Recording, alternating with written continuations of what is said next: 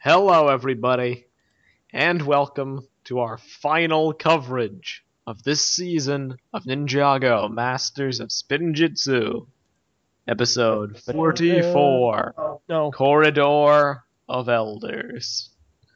This is it. I don't want it to end, Meso. This has been a pretty great season. We'll need to talk about it overall once we're done with the episode in particular, but suffice to say, the season was pretty great. And LJ, you need to make your last recap pretty great. So make this the best recap you've ever done. I am going to ham this up so much. Watch him fail miserably. Probably. I'm going to just kick back, relax, and enjoy. Take it away.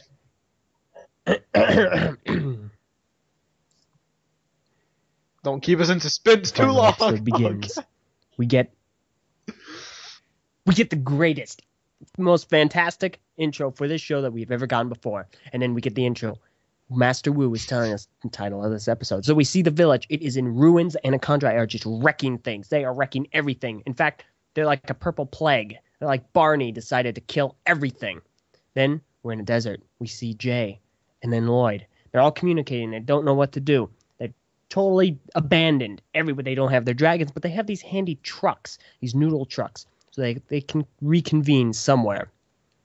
Meanwhile, in the Destiny's Bounty, not its last flight. That comes later, next year, in the set. Not next year. We see... Next wave. Fine, next wave. Sorry! We see Skylar, Sensei Wu, Misako? Misaka. Misako, there we go.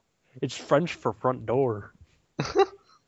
We see Mandolin and Lord Garmadon all in the Destiny's Bounty. When all of a sudden, Chin comes on the screen and he drops the biggest bomb that the world has ever seen, aside from World War II. He lets Wu know that the letter that he wrote was re-signed and given to Misako. Boom. He actually just ends up being a huge troll. He splits them apart.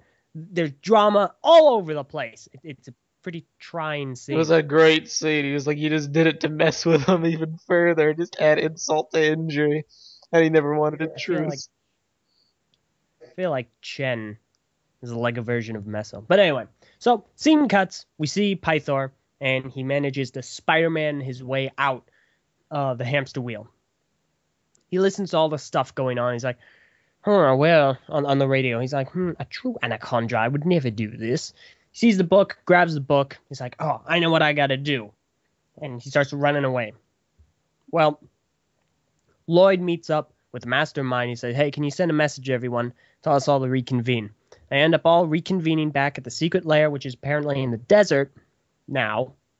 And he explains that the whole one side of this map, apparently there's a map in Ninjago, and it looks different, unless it's only a portion of Ninjago. It's really weird. It's just being plagued by all the anaconda. They have no idea what to do. And then so all the masters are they're sitting there, they're discussing and trying to figure out what's what and who's what and why where. And motivational speech. They go out to all the different towns, all different people, mix of people and anaconda, because the anaconda apparently broke their promise and came back up to the surface. Not the anaconda, the snake. Sorry, Serpentine. The other serpentine, because apparently they needed more groceries. They even go to the prison, say, hey, come on, help us. We need your help with stuff. Motivational speeches that are apparently all the same everywhere are said. So they get the support of everyone.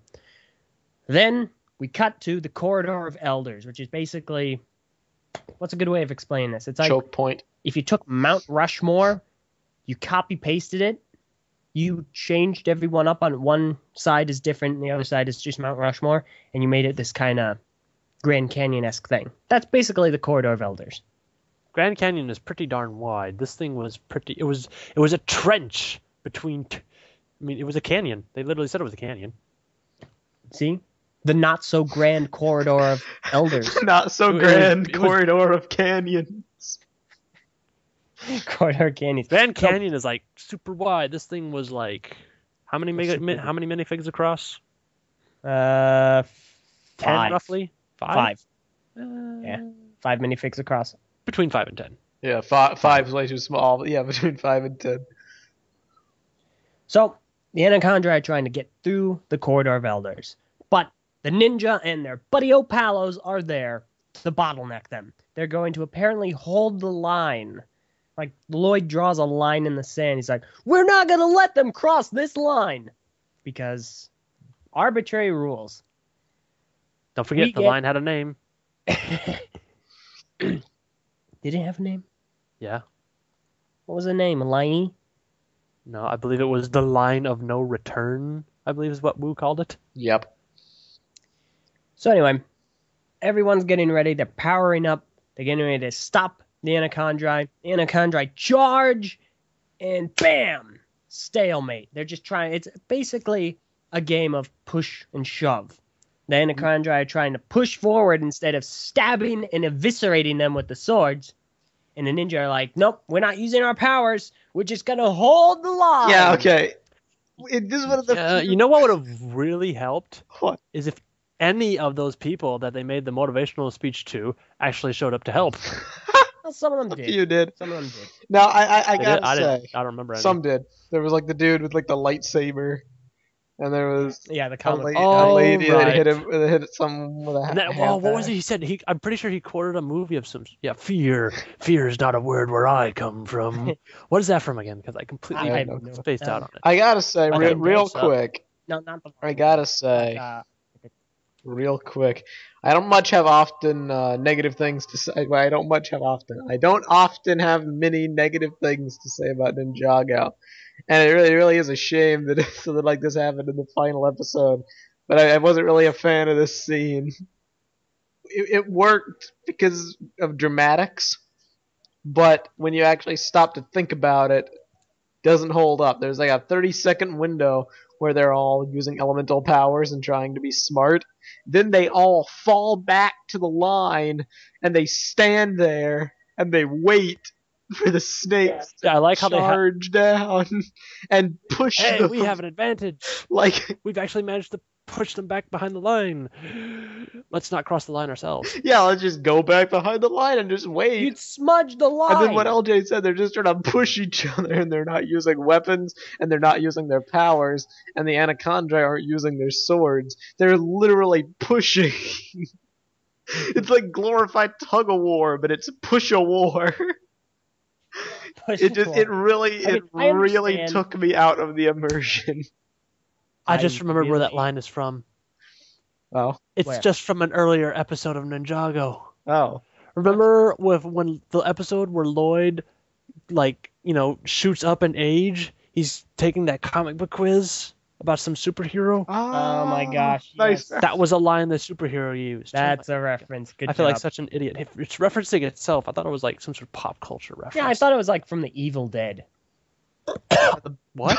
So anyway, the best scene, real quick before I stop hijacking your recap, I just gotta give props to the Master of Shadow, who finally was useful and did the most useful thing out of anybody and hijacked a plane epic fashion and used it to kind of not really do anything, really. He just kind of shot a bunch of people, but they were back the next second. Okay, he did something. It's just nobody else took advantage of it. Really. Yeah, they just kept pushing. It's like, really, guys? I do all this work, and you. Oh, I'm so out of here. Yeah, right. Anyway, go on. So, I understand. I really do understand. It's symbolic. That's fine. But that's that. So, they have this game of push and shove. Do this and a thing. Shadow Dude, he does hijack a plane. And then antics do not ensue. Antics continue, and they explode. Antics explode. From here on We're out, done with everything antics. gets better. I need to come up with a new term for things. Not antics ensue. Antics ensue from this point over is done. So we're gonna figure something else in the Shenanigans meantime. occur. Yes!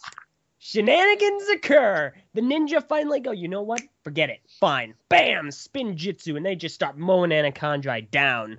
It's a field of death after that. And the bounty. We see the Destiny's Bounty drops an anchor and starts grinding it through the ground, just mowing people over. You know, how many people lost limbs through this? I mean, an anaconda probably had to have had their tail just chopped off by that anchor. Yeah. So they're discussing things. Pythor somehow manages to control the rat that was chasing him in his hamster wheel and rides him like a steed, like a horse through a battle of titans with the book on his back. Epic. I forget the name he gave that rat. That was pretty much the Rodrigo. Or something. Rodrigo. That's it. Rodrigo! Yes, that was it. So he gets the book to Lloyd. Lloyd gets on the anchor, and the anchor starts pulling up along with Pythor. He says, "You're free, Rodrigo! You have earned it!" And, Rodrigo, he runs away, does whatnot. So they get up to the boat, and they explain, okay, here's what needs to happen. Garmadon needs to summon the ghosts of the anaconda generals from the Serpentine Human War so that they can stop all of this, curse everyone, stop it, and bring them to the cursed realm. Because there was one plot thread which we forgot to mention last episode, just like I knew there was. Something was eluding me. And that is, it was Chin that masterminded the initial war and tricked both sides into thinking the other wanted peace. But Yes, I it forgot didn't want that. peace, really. So the anaconda, they wanted peace just as much as the humans did, which is why they feel that they can count on them to save the day here. Go on. Yeah. So this would apparently in turn sacrifice Garmadon, and he would be shot up and the ghost would be released. Well, Lloyd doesn't like this, and I'm really impressed with how they handled Lloyd in this episode. Like, he was frustrated at Garmadon for leaving them again, and he actually had quite a nice amount of character development in this scene. They really tried to invoke the whole Zane death episode feeling with this. And I think they did a really good job. And, Lloyd comes back, he finishes off the spell, and then shenanigans occur. Ghosts everywhere. And from this point on, I knew this is how they tie in the next wave. The ghosts of the generals come in and they start cursing all the anaconda. All the fake anaconda, that is. And they get sucked up to the cursed realm, including Chen. Sucker. So they all get taken up. They come back to the boat. They say, "Thank you all, and thank you, Pythor, for your good deeds. We are going to make you big again." And they return him to his normal size because somehow they have that power despite being dead. They have the power to curse people and suck them up into the realm. And increase I their wonder how many size. people accidentally did that too. Like, what if Dareth had been caught up in their curse? What if the comic book guy had been caught in the curse? Wow. But anyway, so everything's good. Everyone seems to be happy and resolved. Skylar says bye. She That's a long story. leaves She to said bye. run the noodle shop. Yes, okay, that's what gets me. She leaves to run the noodle shop, continue her father's legacy after she watched her father be banished to a cursed realm. That's fine, whatever. So the others have a nice moment of silence and talk a bit about Garmadon. His face is carved into the corridor of elders in place of somebody else's carving that fell during the battle. What if that guy was Kai's father or someone more important than Garmadon? No, forget it. Just replace him. So they do that, and everything's happy and peaceful, and it's a really nice ending. And then a stinking sandstorm, and then it ends right there. No, you don't do that, Ninjago. You don't scare people like that. You don't scare me like that. It was a scary. pretty hilarious. I didn't find it scary. I found it hilarious. That had about as much Out of all scare the clips- value as when the Bo-Rock jump scare happened at the end of Minaj. It wasn't scary, but I didn't find it certainly that did not scary. expect it. It's like, and I cracked up laughing. There is a way to do cliffhangers, and that was not That the way. was not. It was just like, oh, by the way, this is just going to be a thing where we're supposedly. I mean, we had to have something in there implying that there's going to be more, even though we are. Oh, no. Yeah. It's like it's like they had everything all done and ready to ship off, and like, wait a minute, we don't have the obligatory cliffhanger, and it's like, More. have a cloud swoop in and say a name. Well, I mean, Moro was technically one of the Good words job. used in the ritual spell, whatever that Lloyd was reading. I caught the name Moro used, so Unless I'm mistaken, the last word was it was not the Borok or last something. word. It was one of the words, so that was more a reference to that than anything else. But No, the last word was Borok. I'm I'm pretty sure one of I'm not saying the last word was Moro. I'm saying one of the words was. No, I'm not saying that the last word was. You're saying the last word was Moro. I'm just saying that if there, I don't care if Moro was in there. I'm just pretty sure the last word was Borok. I don't care what you're saying. Gosh, Meso, everything's all about you. Moro. I'm not saying they're the same I know, word. I'm joking. Moron. Ouch. Oh! Okay, well, I'll give you the honor first, since you did a good job with that recap. What did you think of this episode? Yay. This was a really, really good episode. I'm actually really impressed because, see, I keep on forgetting this is a show aimed at a very young audience. For some reason, that thought escapes me. So when I watch it, I'm really picking it apart and analyzing it. But they did a really good job with this finale. It was a really great way to cap it off. Sure, there were some issues, like the powers of the ghosts of the generals. But I really, really liked how they handled Lloyd and his tantrum, because it was very well founded. He was so happy to have his father back, and then adios. I really liked how they handled the flashback. I am a little concerned that they tried to make it too much like Zane's, like they tried to recapture that, and it just ended up coming out as a little bit carbon copied a little bit. But I did like how they handled Lloyd. And then he comes back, he's like, all right, well, sayonara. And then Garmadon pays for his crimes, gets sent up to the cursed world. The status quo is kept, but then altered at the exact same time. And it kind of leaves it at a point where, well, now they have to rebuild again. Garmadon is gone. Now what happens? And okay, Takuma, I know you don't like the cliffhanger ending, but I think It wasn't even a cliffhanger. it wasn't. It was more like, what would you call it? What's the proper wording I don't know. for what that was? Cameo. Stupid. You know, Takuma, you're being really rude right now. Moro. Hey. You guys were all the ones, hey, we can't find anything bad to say about Ninjago. Why do you think you brought me on? To be critical. This is what I am. I am very critical. Cool beans. I'm not saying the show was bad. I'm just saying there's a way to do a cliffhanger, and that was not But it. Takuma Moro. Oh my goodness. Well, either way, that happened. We saw, apparently, I guess, Moro.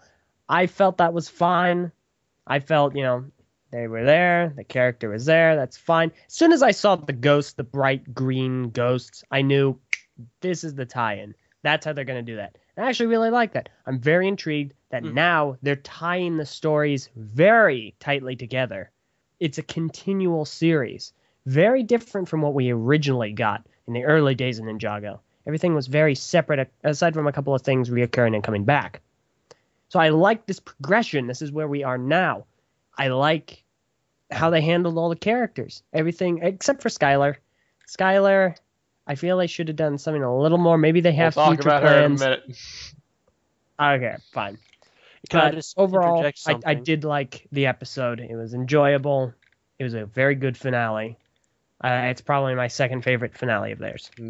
The thing I find interesting is what you said there about how, that used to be the seasons were more or less separate, and now they seem to be having more of an overarching flow to them. It's almost like we're going backwards from Legend of Korra to Avatar: The Last Airbender. If you see what, you know what I mean? Korra, Yeah, I every see what you season was get. separate. Avatar, each season had its own arc, but there was an overall arc for the whole show, I kind of see what you're getting at. which would be neat because story-wise, Avatar was better than Korra in my opinion. But that we Hey, can save well, for be an careful. Avatar discussion. Takuma, what did you think about this episode? And then afterwards, we'll talk about the season in general. Oh, let's see. Terrible cliffhanger. Ninjas don't know how to accomplish anything. Pythor was pretty much the hero of the day. Imagine that. I'm expecting Garmadon to come back in some way, shape, or form because reasons.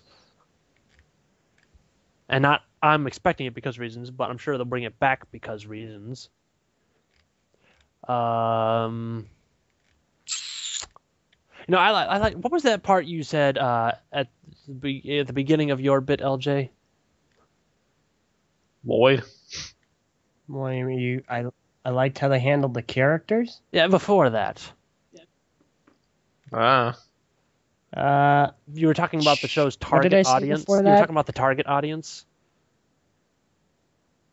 Okay, yeah, I keep on forgetting that this is aimed at a younger audience because it's handled very maturely.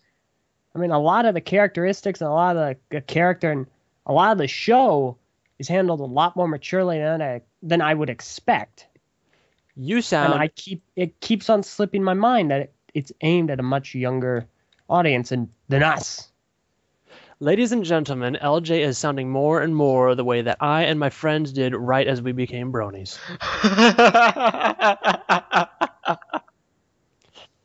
You see, here's the difference.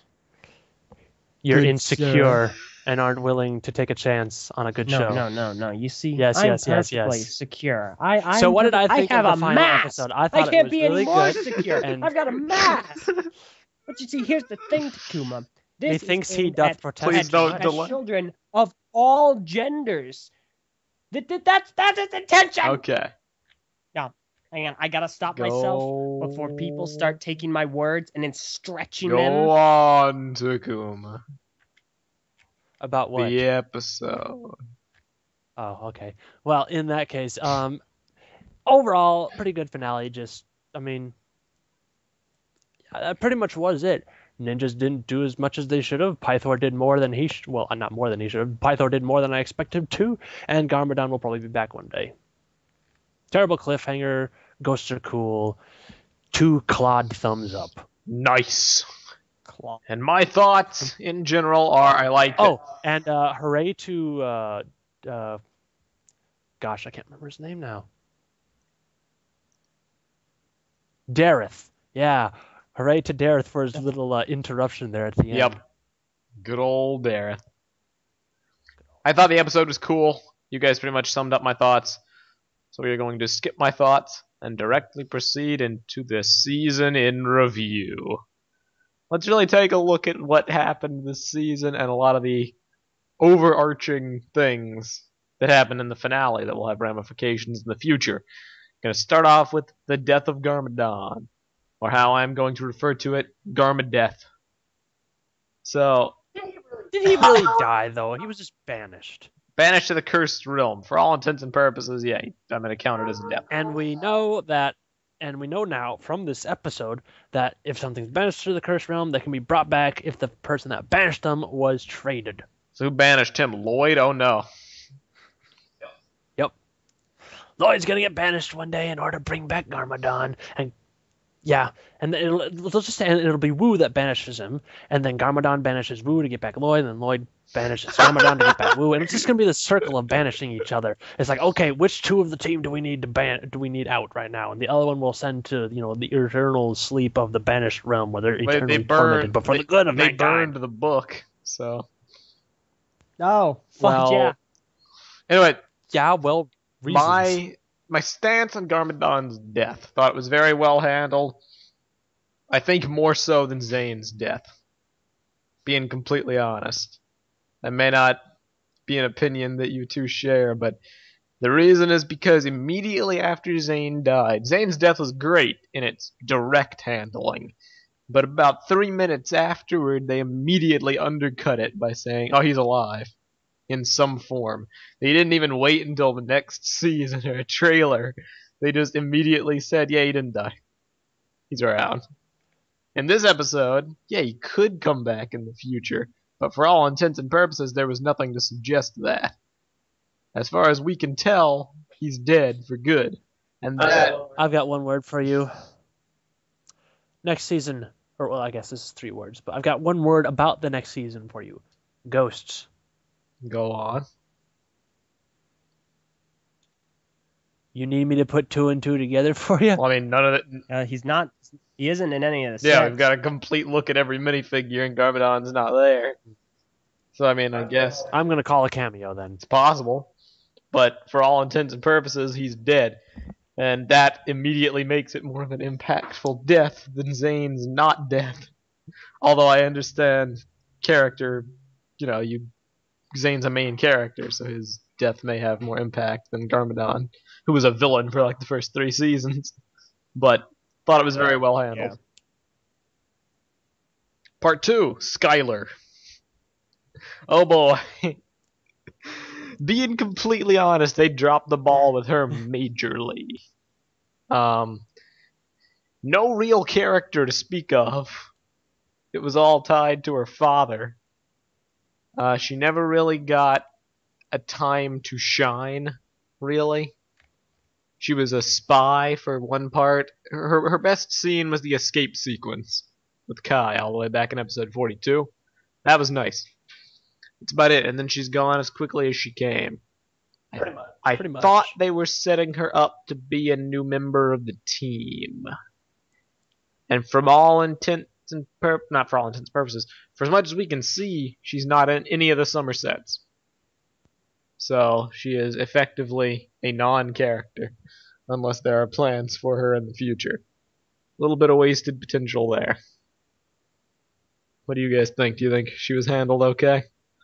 Or I more or less agree. I mean, she was there. yeah.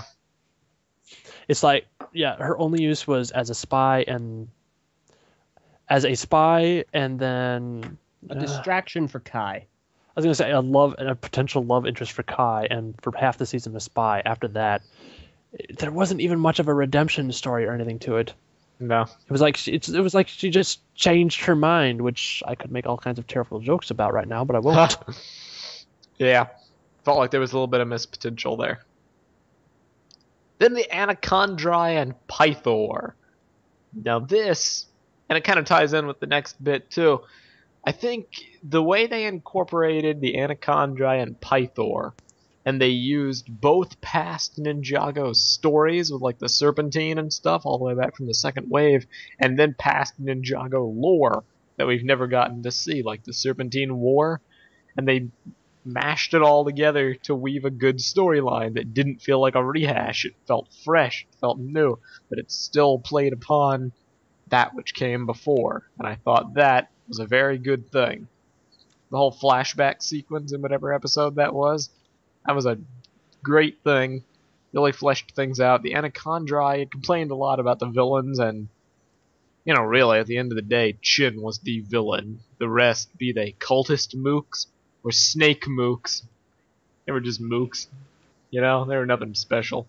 Chin was the villain, and as the season went on, I think he got better as a villain. And as his motivations became clearer, and the tournament angle was dropped, I think that was kind of holding him back a little bit from achieving his true potential. And he's no overlord, but he definitely had good personality to him. So in that aspect, I think he's a success. And I also really liked how Pythor was handled. I think they did him justice. And he got his moment to shine, and he's big again, so now he can slink off to the shadows until he next rears his ugly head to cause trouble. No. I know exactly what role they're going to put him in. They're going to give him a Dareth role. Batter is going to become like the Serpentine ambassador. Him and Dareth should become friends. Sensei Pythor. Sensei Pythor. Wow, you can take Garmadon's spot. That's great. He teaches them all Fang Kwon Do. I was going to say Snake Jitsu, but sure. Yeah. Fang Kwon Do was specifically mentioned as their form of martial arts. Yeah. Oh, really? Okay, I missed that. I forgot about it. I was sick when I saw that part, and I still remember it. Well, you saw it not as far Gosh. back as we did. It's been years Yeah, well, since we've seen the Serpentine. I don't care. Your face. Okay. And then, really, the last thing I want to talk about, the Masters of the Elements. The whole crew that was in the tournament, all the different characters they created pretty much for this season. I think that they were a very nice addition. And they may not have gotten a lot of character development, but they certainly helped flesh out the cast. And really, they were more interesting than Skylar. I would take all of them on a regular, reoccurring basis than I would her. Like Griffin Turner and Karloff and Neuro, Master of the Mind. They were all great. Some of them more so than others. Some of them didn't even speak. But they all had nice designs. And I appreciated that. Hopefully they'll stick around at some point and show up again, but they're not in any of the summer sets, so probably not in anything more than a cameo. Sad face. What do you guys think about this season? Kuma, you or me? You. Okay. I think this is one of the most solid seasons of Ninjago that we have gotten so far. Like, Rebooted was great. It was great to get back into the swing of things. I think they did a really good job bringing us back and introducing us to the characters all over again, seeing where they left off. But this season was really, really solid. We got a lot of great character development. We got a lot of great background information, story, just all sorts of great stuff. I'll go through the list as quickly as I can, like you did. Garmadon's death, I think they handled it very well. I like how Lloyd reacted to it. I like how he bounced back really quickly. He needed to take a stroll, come back, do that. I like how they handled that.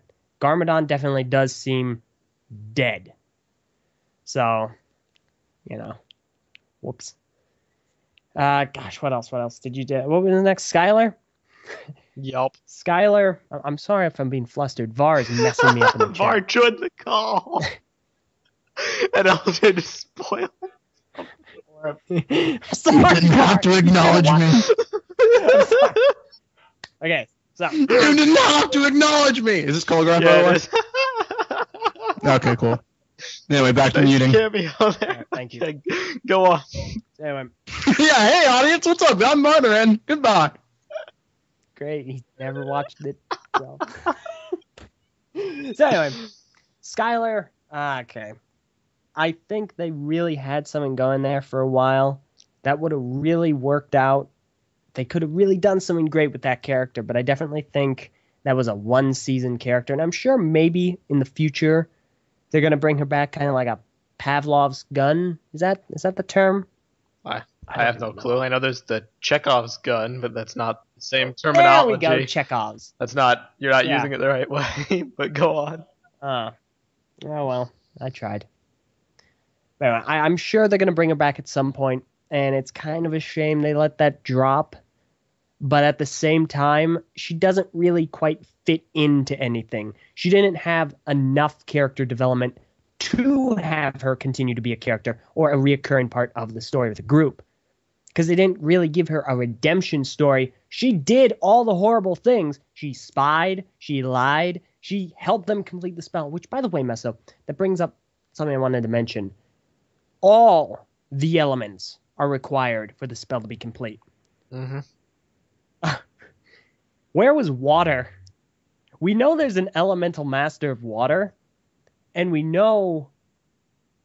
assume it's got to be Nia, but no one in the tournament was ever described as having the power of water, and yet the spell still worked. These are good questions. Maybe they were just an off-screen character. Because I know in the books there's a Master of Water. Yeah, I know that. He didn't actually show up in the show, but maybe it's just implied he was there off-screen. I don't know. That's a stretch. Hang on 1 sec. Oh, okay. Yeah. The Elemental Masters, they're really cool. But there are some omissions. And I'm curious if they end up going that route with Nia, what it's going to be like, because... Okay, go on. Yeah. Nah, I think it would be really great if that was Nia, and that was revealed at some point. She wouldn't need to become a ninja. She could still be a samurai. That's fine. But, that's just something I noticed. So that was that, Skylar. Nice to have you around. You were a good stepping stone, She but never even interacted with understand any why of the other ninja. It was just Kai. I was gonna say, can I point something out? Because I've said before that I felt like Kai never really got enough development, and this comes up again as a double whammy this season. I feel because it seemed like Skylar could have been an avenue for that. Didn't really happen. And then second, Chen's all, oh, your parents, I have secrets about them. That never went anywhere either. It's next season, man. Oh, that's going it's to. Ronin. I'm telling you. Yeah, I think it's Ronin, but we'll see. What was next on the list? I mean, you could have at least acknowledged in the finale at some point or something, somewhere along the way, that, hey, I never did learn about my parents. Yeah. Or even I wonder if he knew anything or it was just lying. Yeah, they just completely tossed that away. He just completely forgot about it. Also, the next thing I was just talking about the plot, the Serpentine and stuff, general plot. Okay, overall, the general plot, I enjoyed it. I really enjoyed this entire season. I was worried about the pacing issues, but that seemed to even out pretty well. I liked all the characters and the interactions. Like you said, all those side characters were great. Karloff was great. Magneto Mind Man was good. There were a lot of really good characters. I can't remember all of them because there were so many. They really did a good job balancing and juggling all these characters. However, one thing I am a little concerned about is Zane. Zane seems a little more lackluster now that he's a robot, and I'm really concerned he's going to kind of backslide a bit as far as a character to take the back seat. It's already happened. But that's... He didn't get a single line of dialogue in the last episode. Well, no, he did. Right at the end. If I recall correctly. Well, still. Like in the future. I hope Can that I also point something out? As far as you're juggling all the characters, we never heard anything from Toxica that I can remember. Toxicita, yeah. Yeah, we did. I don't remember it. I don't believe she ever spoke. I think she was silent. Well, what if she was mute? It's possible, but I'm just saying. She never spoke, that's all I was saying. Then she was never even like front and center on the screen. She had like no FaceTime. The main characters. I think they did a good job juggling the main voiced characters. All the antics that ensued were quite enjoyable to watch. The action scenes from, what was it, episode 40 or 41? I forget, 42, I think, with Klaus. Okay, the action scene where like they're breaking out. There's the jazz music and it's snappy and it's cool. It's like it's like a 50s movie. That was hilarious. I really liked all the comedic timing is very well placed. I really enjoyed how they dealt with a lot of the characters, Lloyd specifically. And something else interesting, I'm really eager to see where they go with the whole Mikasa Wu thing. Because apparently that was a thing way back in the day, and now Garmadon's out of the picture for all we know. Yep.